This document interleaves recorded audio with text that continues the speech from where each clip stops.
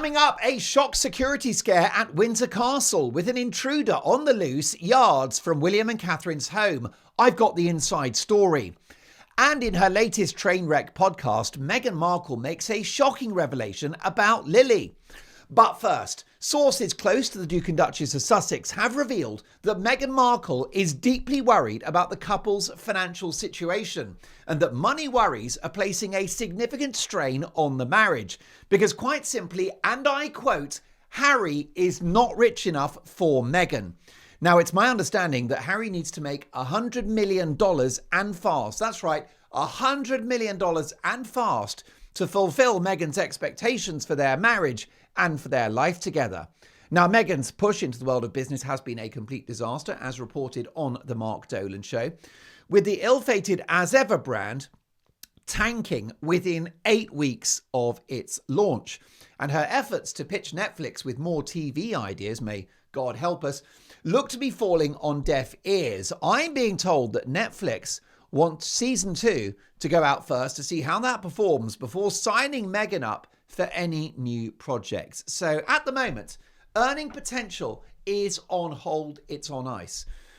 Now, the Mark Dolan Show is the first show in the world to put Harry and Meghan on 24/7 divorce watch.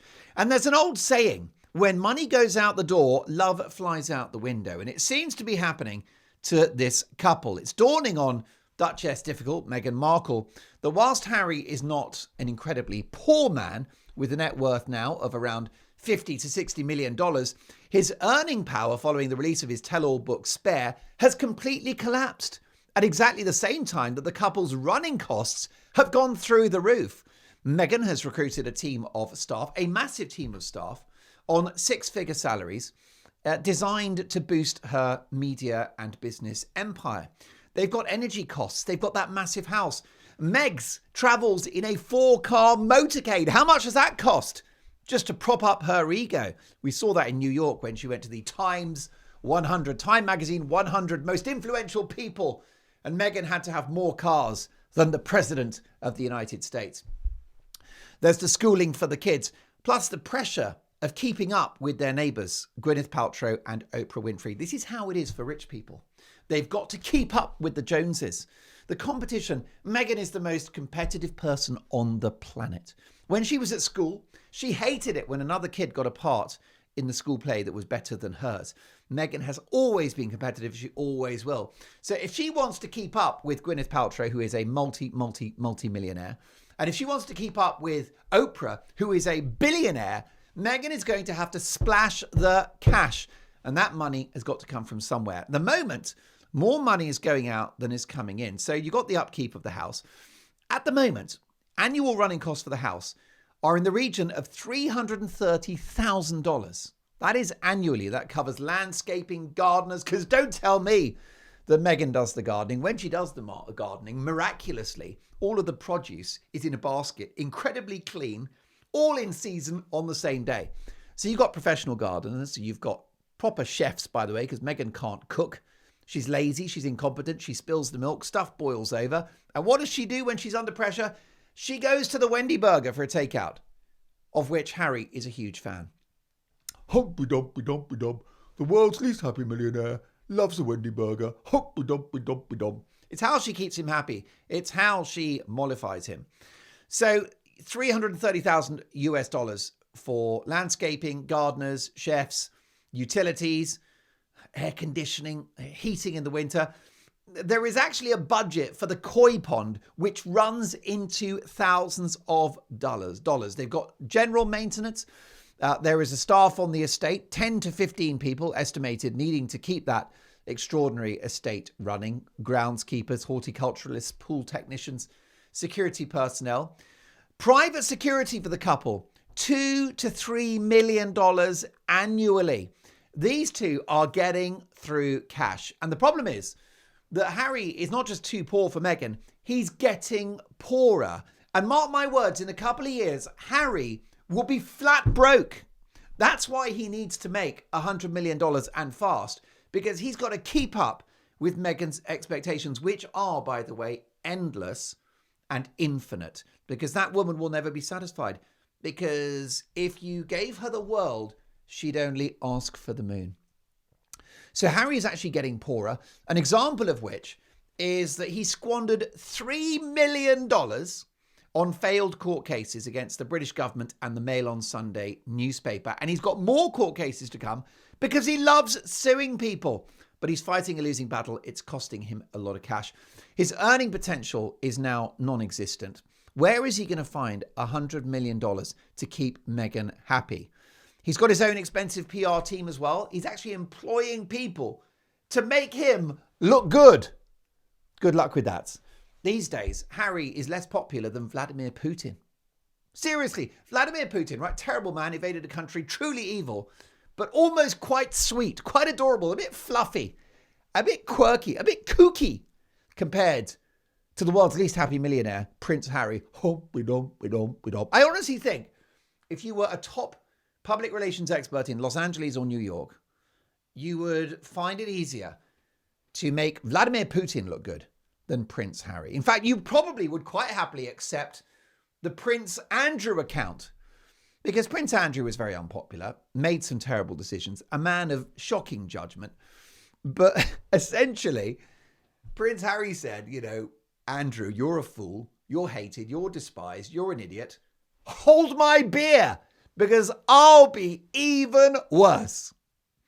Is Harry now worse than Andrew? Let me know in the comments, because the comments are not part of this show. They are the show. So Harry needs the money. He's at the moment chasing the Chinese dollar, selling his soul to the devil, a twisted totalitarian regime where he's quite happy to go there and use his royal credentials to make the Chinese regime look acceptable. And that's because he is desperate for cash. There are going to be no more TV shows from Harry because his TV ideas, which he pitched to several media companies, were described as, and I quote, embarrassing. And the couple were described by a senior executive in Los Angeles as a pair of effing grifters. Ouch! Yikes! Burn down the mission if you're gonna stay alive. So, I mean, seriously. So anyway, big problems. The couple live expensively. Harry needs the cash. And here's what's going to happen, as predicted by the Mark Dolan Show. First of all, the couple will divorce. I say that with no pleasure at all, but they will divorce. That marriage will not survive. And it won't be Harry. It'll be Meghan, because she disposes of people once they have reached their purpose. Once they have served their purpose, they're gone. She's done it with her half-siblings. She's done it with close friends. She's done it with celebrity mates like Piers Morgan. She's done it with staff members who she gets through like, a rate of knots. And then, of course, her own father, Thomas Markle. Harry's next. And Meghan will be looking for a billionaire, and she won't care who. They don't have to be good looking. They don't have to be attractive. They don't have to share her politics. Now, I don't know whether Warren Buffett is single. I would imagine he's happily married. If Warren Buffett, who is one of the world's richest men, famous investor, the sage of Omaha, Warren Buffett's got to be in his 80s now. That won't worry Meghan. She'll be all over him like a rash. She would quite happily marry Elon Musk, because Elon Musk is a billionaire. She doesn't share his politics.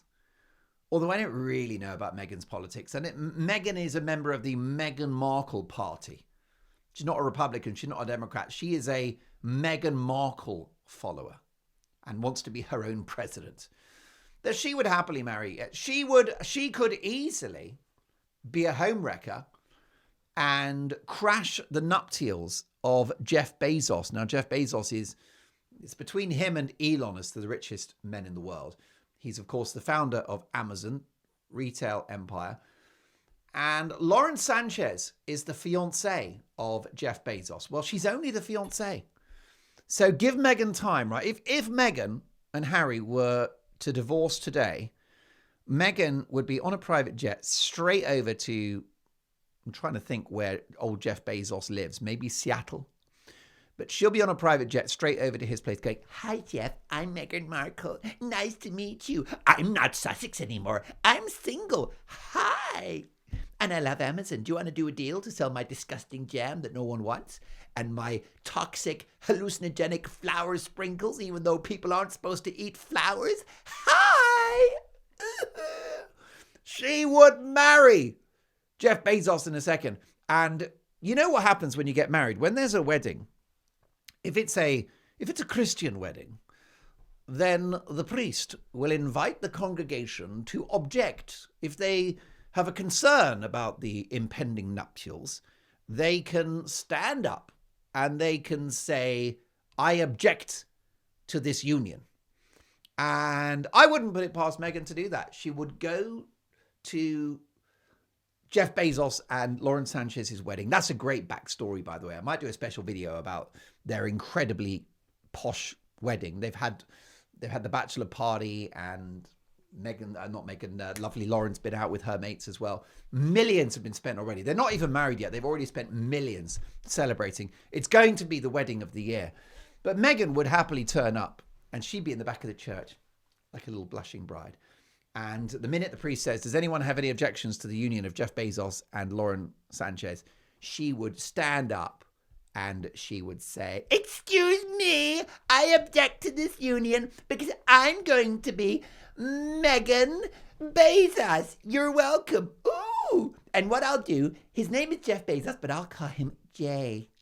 And he's my little Jay, my little billionaire. Meghan is money motivated. She would. There's a very good Elton John song about objecting to a wedding, and it's called I Want to Kiss the Bride. And there's a great lyric. It goes, I should have put up my hand. I should have got up to stand. And this is what I should have said. I want to kiss the bride. Yeah. I didn't realize that tune was in quite such a high register, but we'll return to the story because it's absolutely massive. She's looking for a billionaire. She hasn't got one in Harry. Now, what Harry brought her was pedigree, fame, social position. But that's all he's got. Harry's got no money. Can I tell you now, I'm going to put this out there now, that in my view, Harry is broke. Harry is broke. I'm telling you that Harry is broke. Because if you live in a 16-bathroom Montecito mansion worth $20 million, by the way, which is mortgaged, there's a mortgageado on that thing. There is a moggity mortgage on that house to the tune of millions. I've heard $5 million. It could be more. A friend of mine is a divorce lawyer, and he said a lot of these so-called rich people, once they get divorced, they don't really have much money. They don't really have a pot to pee in. By the time they've had the private education for the kids and the skiing holidays and the chalet in Switzerland, they actually haven't got much to rub together. I'm telling you now that Harry is broke. Because if you live in a massive mansion like that and your security is $3 million a year and you have no discernible income, which he doesn't. Harry has no discernible income. Under those circumstances, if your net worth is $60 million, first of all, most of that will be tied up in assets. How many of those assets are diluted by debts and mortgages? If you're worth $50 to $60 million, living that sort of lifestyle with a greedy individual like Meghan Markle, for whom the earth is not enough, then you are broke. Harry's broke. $50 million in California when your neighbor is Oprah Winfrey. You're broke. And especially when you are chewing through cash at a rate of knots. I mean, he's just dropped $3 million in court case costs. 2 failed court cases with more to come. Well, the taxes in California. I beg your pardon. California is a beautiful place with great people, very badly run. It's a great state, badly run. And I'll be going there. The Mark Dolan Show is going there at the end of this month, late June, early July. Already planning the trip, by the way, and I'll be going to Montecito to do a special report about the Sussexes. You're welcome. But so badly run that we can't travel. I want to travel down Route 1. I can't because the road has suffered environmental damage. So the road is shut. And therefore, I can't go down Route 1 for most of the scenic parts. California is one of the richest places on the planet. So badly run. They can't fix a road, folks. You are welcome. So look, here's the thing. Harry has served his natural purpose. And Meghan is about power. And money is power. Right, so Harry's not making money and $50 million won't even touch the sides. Meghan can't make money either. She's not an entrepreneur. She does not have an entrepreneurial bone in her body because she's too chaotic. I think she's got ADHD. ADHD. I wonder who else has got ADHD, by the way. Okay, so anyhow, burn down the mission if you're going to stay alive. She needs a rich husband. But the problem is she's stuck with Harry at the moment. We know that in the short to medium term, she's stuck with Humpty Dumpty, the world's least happy millionaire. And the tension around money is not a new thing for the couple. Tom Quinn, brilliant journalist and writer, wrote a book called Yes, Ma'am, The Secret Life of Royal Servants. And in that book, there's a quote. Harry was deeply shocked at Meghan's angry reaction when she discovered that he was not personally hugely wealthy. As one staff member put it, she expected a billionaire and got a millionaire. She expected a billionaire and she got a millionaire. A grumpy, podgy, Wendy Burger addicted, depressed millionaire who, in my opinion, with a net worth now of $50 million, is flat broke. Harry is broke. He's broke. I promise you. How many years? Because the thing is that they're living, you know what it's like, folks, if you live off savings. If you live off savings, that is the road to ruin. And that's what they're doing. As one staff member put it, she expected a billionaire, got a millionaire. Coming from an American background, the book says, Meghan might have imagined that Harry, the brother of future king, would be absolutely minted. So when she discovered that Harry was only worth around $30 million, she needed to reassess many other assumptions that she'd made about this new family. So, Meghan, according to the book, she anticipated a life of castles, glittering balls, and I wonder if that's a good description of Harry. Have you seen my glittering balls? They're quite amazing. Hop-be-dop-be-dop-be-dop. I'm a bit miserable, but at least I've got glittering balls.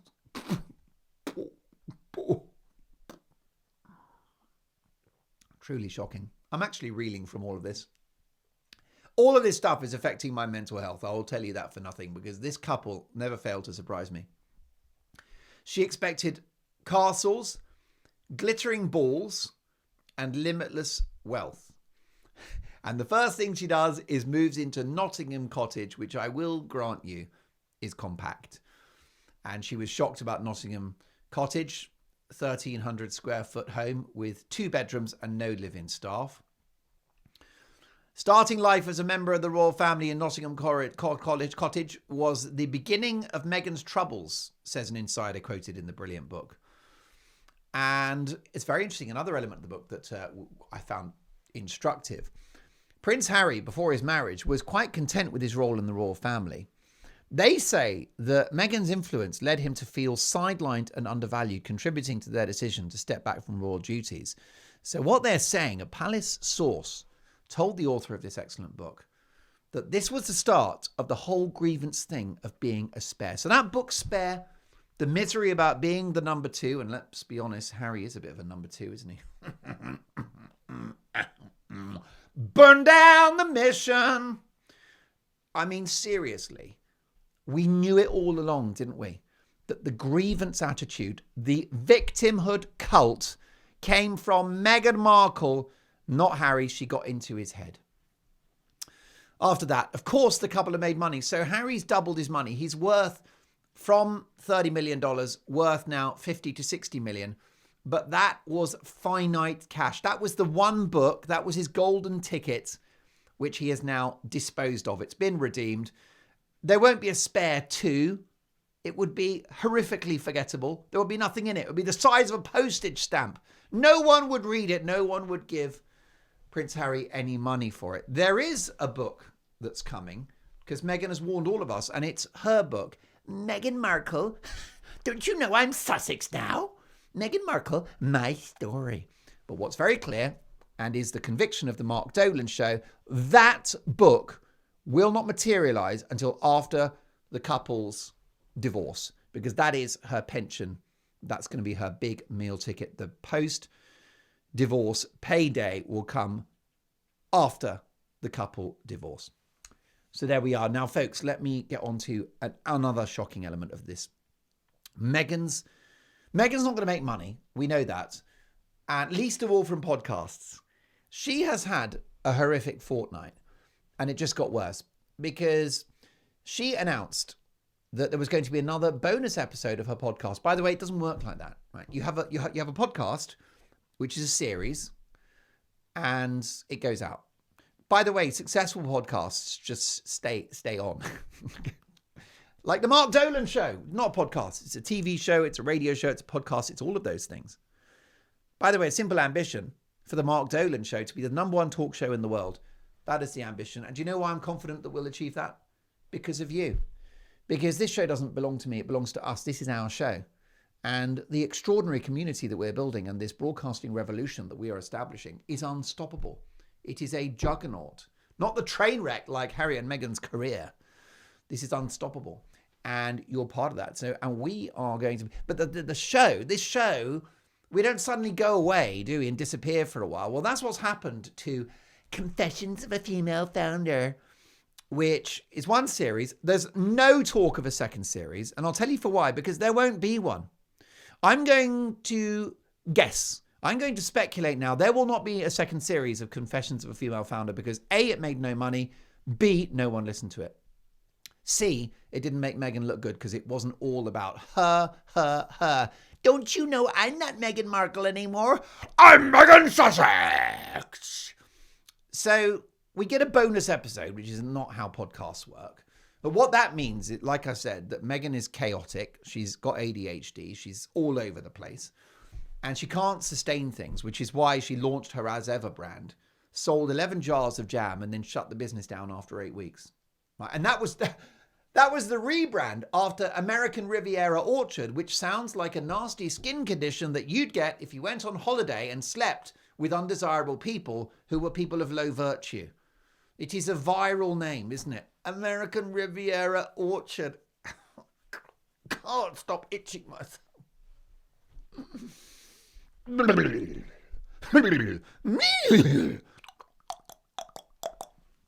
How did a horse get in here? Well, that's what a holiday in Tenerife will do for you. So look, she's got a surprise guest for this bonus episode. And it is a very famous lady with the surname Knowles. So at that point, I have to say, fair enough. Do you know what? Respect to Meghan. Because if she does anything impressive, or Harry, I'll be the first to say, I will. Like if season 2 of With Love Meghan on Netflix is good, I'll say so. I will. All I've got to do, I just want to tell you what I see. I tell you what the truth is. And if they do good stuff, you'll be the first to know. Don't hold your breath. So respect to Meghan Markle, because there's a woman, a very famous woman with the surname Knowles. So that'd be Beyonce Knowles, right? Do you know Beyonce Knowles? One of the biggest music stars in the world and one of the biggest music stars in history.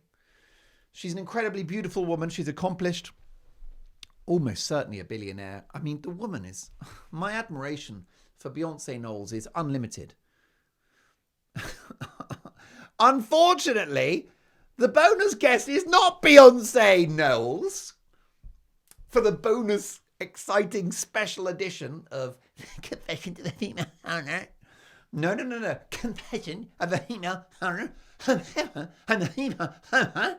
No. It's not Beyonce Knowles, biggest star in the world. It's her mum, Tina. It's her mum. Now, you know I like Elton John. So, can you imagine if I just got Elton John's dad on? I was like, I've got Elton John's dad. I don't have Elton John, and I've got Elton John's dad. What was his name? Kenneth, I think. Too much knowledge. Poor man is no longer with us. Wasn't a very nice father to all intents and purposes. Incredible story. Do you want to hear one story about Elton John, how not great his father was? He was in the military, and the baby was born, and he was away for the birth. And he got back after a few months, right? And he's not met the baby yet. He's not met little baby Elton John, baby Reg Dwight. And he comes home from his service, his military service, and he sees Elton John's mother. He opens the door, kiss, hello, darling, all right? And she says, the baby's upstairs. Okay, now he's not, just to be clear, Elton John's father has not met the baby yet because he's away on military service. And she says, the baby's upstairs. And do you know what he said? He said, I'll see him tomorrow. What? I'll see him tomorrow. Yikes. No wonder Elton has anger issues. And no wonder he's so keen to prove to the world what a genius he is, because it's his dad. Someone once said the whole of rock and roll is basically the star saying, hey, dad, look at me. That's the whole of rock and roll is, hey, dad, look at me. We love Elton. Anyway, that's a shocking story. But so the big star is not Beyonce. It's Beyonce's mum. I mean, what's going on here? Am I living in a parallel universe? Is that the big story? I mean, why not have, I don't know, her second cousin twice removed? Why not have someone that once had a cup of tea with Beyonce in a diner in 1993? Who else might have? Maybe a postman that delivered a package to Beyonce 7 years ago and she signed with recorded delivery. He's on the show. Who else that isn't Beyonce has she managed to get on the show? Because if you're going to have that Beyonce thing, it needs to be Beyonce. It can't be Beyonce's mother. Oh yeah, we got amazing guests today. We got Beyonce's plumber. He's called Gary, and this guy, he is so good with the drain, and he's very good at bending pipes. Excellent taps. He really knows how to install a tap. So it's not Beyonce that she's got for the bonus episode, which would be a story. And I would credit her. No, it's Beyonce's mother. Now, can I just put it out there that Tina Knowles is a lovely lady, okay? She's actually achieved an awful lot in her life. She raised those girls to be very successful. So Tina is very impressive. I liked her a lot. There you go. I enjoyed the podcast. I enjoyed the interview because I thought Tina Knowles was very interesting, very intelligent, very impressive, great lady, and a great entrepreneur. So she started a hair salon years ago, and it was a high-end boutique thing, and it became an instant hit. So she knows about business success, and a lovely lady, very emotionally honest, fantastic. By the way, though, she was flogging her new brand, which is called Sacred, which is hair care, which is lovely, really nice stuff. I've been on the website. It looks good. I've got no doubt it's an excellent product. But do you want to know the prices? 8 fluid ounces of shampoo for $45. Who's got that money? Even Jeff Bezos wouldn't pay that money. $45 for 8 fluid ounces, right? I mean, that's a couple of squirts and you're done, isn't it? If you'll forgive the outrageous image. So, can you please behave? Some of you can be very immature and I find it disappointing.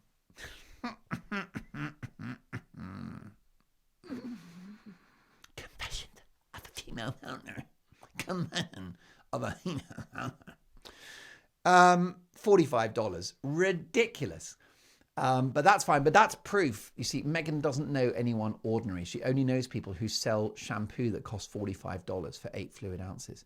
She hasn't seen an ordinary person in a decade, and she hopes never to. That's why she wants to marry a billionaire, so she can be insulated from reality forever. The couple need money. Harry is broke.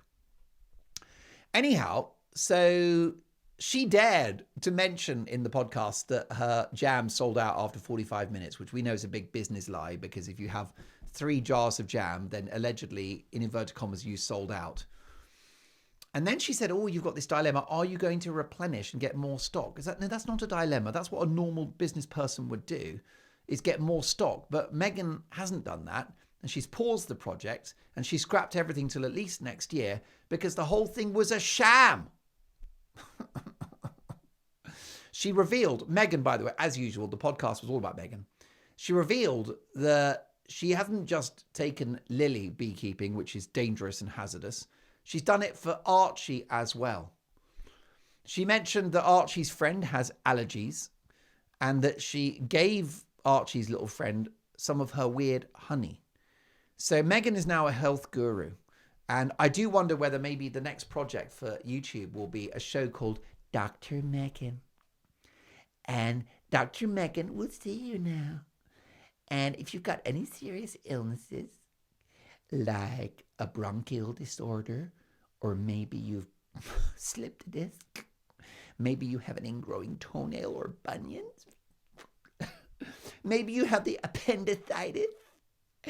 Then Dr. Meghan is here to help with my honey that someone else made, with my disgusting jam that no one wants and didn't really sell, and my flower sprinkles, which are toxic and hallucinogenic, and people aren't supposed to eat flowers. You're welcome.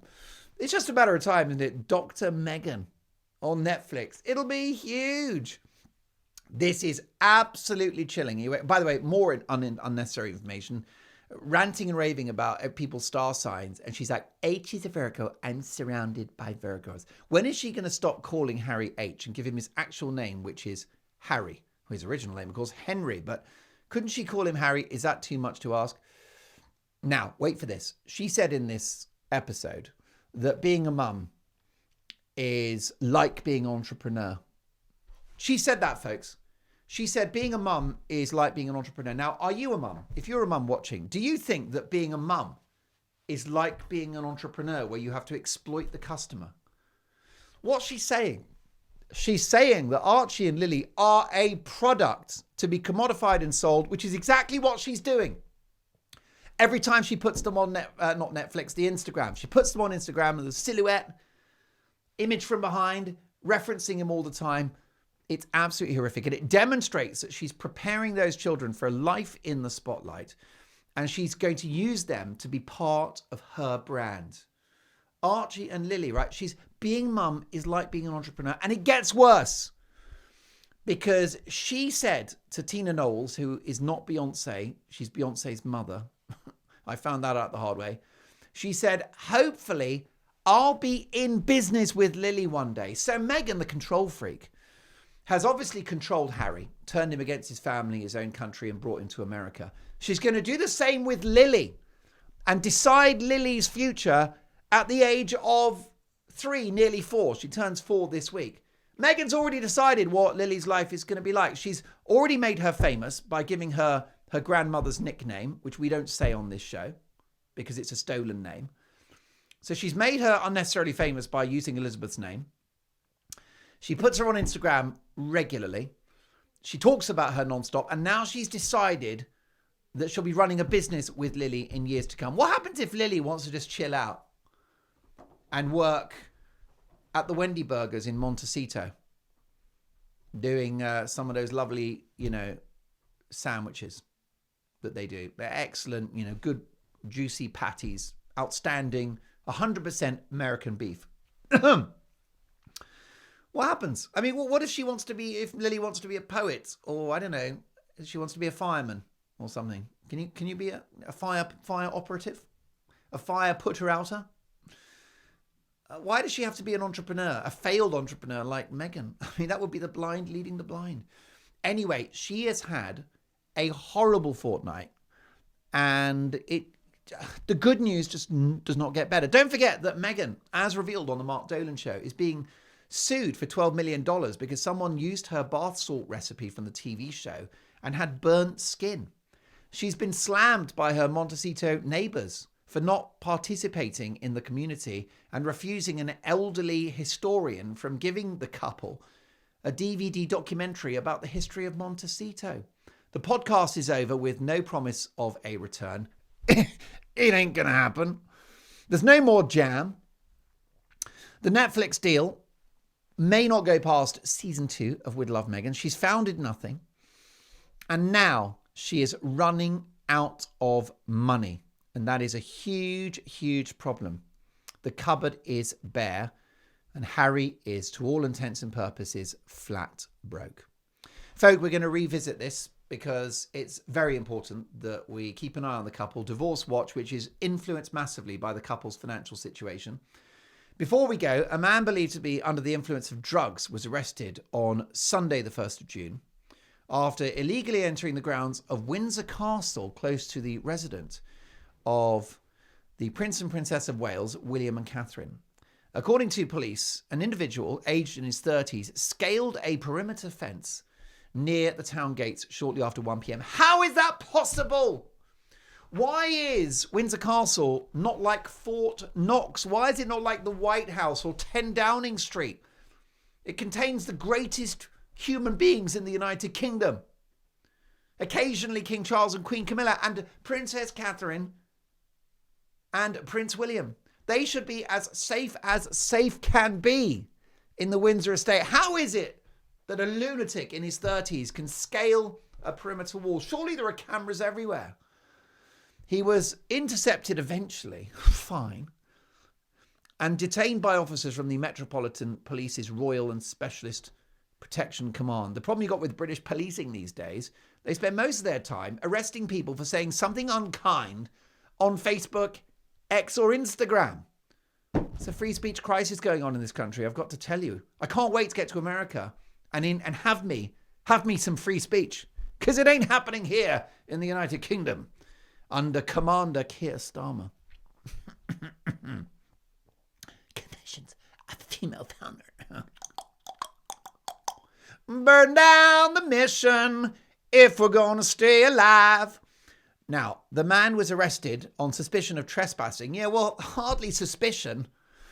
On a protected site and in possession of Class A drugs. He was in possession of Class A drugs. Where did he get those drugs from? I wonder whether he found old Harry's stash from the good old days when Harry used to enjoy imbibing illegal narcotics. Do you think he sort of unearthed Harry's secret stash hidden in a shed somewhere on the Windsor estate?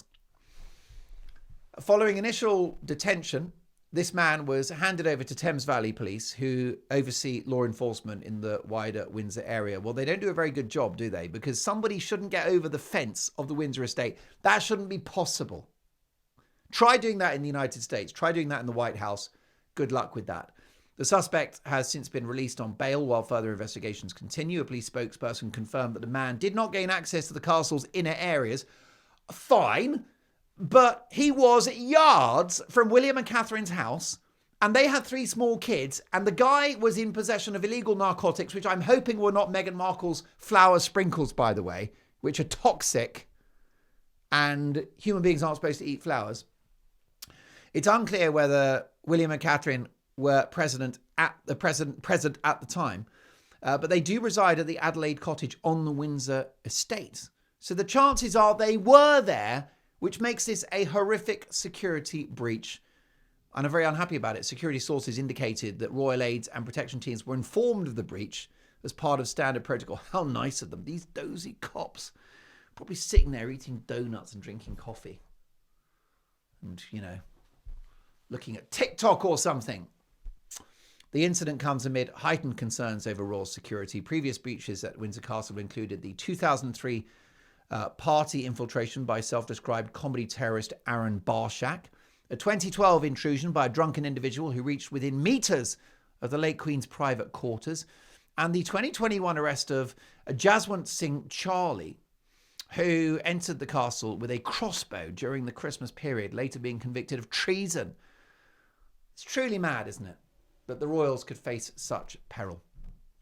Folks, so many more stories to come. Cannot wait for tomorrow's video already. If you can, please like this video. It really helps me to get the show out to other people. Please subscribe. Keep those comments coming because they are the best bit of my day, reading them. Can't wait to see you for the next one.